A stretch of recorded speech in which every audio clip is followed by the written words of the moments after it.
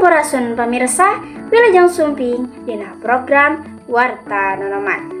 Nepangkeun sim kuring ning Sophia nu bade ngawartakeun rupa-rupa informasi ngeunaan tempat kuliner nu keur populer di kalangan masyarakat.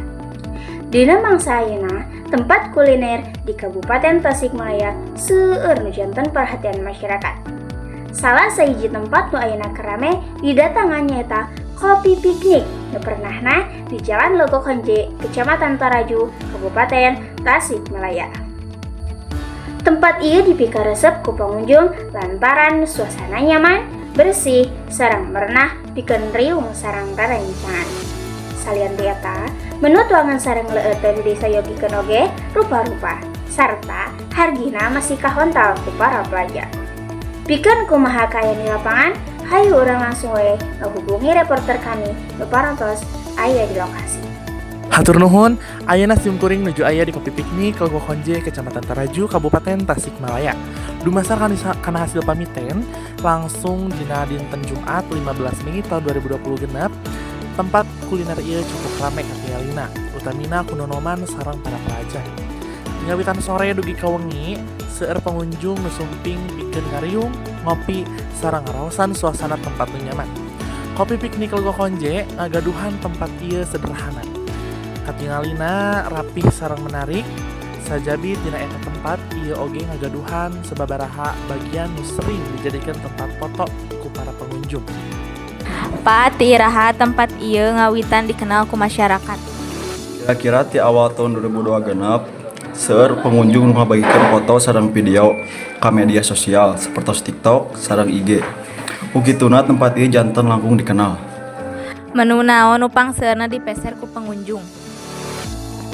Nu pangseurna dipeser ku pengunjung nyaeta minuman maca sareng pisang keju. Kumaha pamandegan Bapa ngeunaan ramena pengunjung ayeuna? Alhamdulillah, tangtos bunga pisan. Mugia tempat ieu tiasa janten tempat riung nu positif pikeun para nonoman. Ayeuna sim kuring sareng salah saurang pengunjung sahana mina.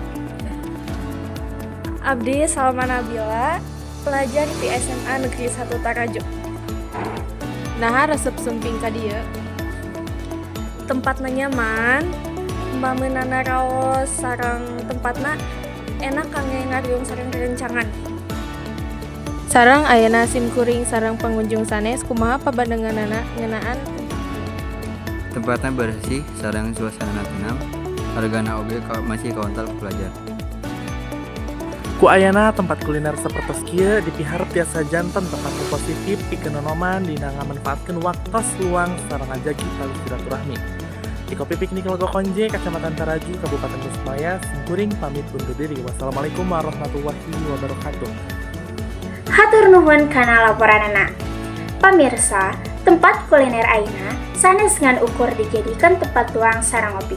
Nanging oge tiasa janten tempat pikeun ngajaga silaturahmi sareng ngariung sasarangan sareng rerencangan. Kanggo anjeun nu hoyong ngaraosan suasana nu nyaman sareng tuangan nu nikmat, teu aya salahna upami nyobian sumping ka Kopi Piknik Logok Honje. Sim kuring neng Sophia nyuhunkeun pamit. Dugi patepang deui dina program Warta Nonoman salajengna. Hatur nuhun.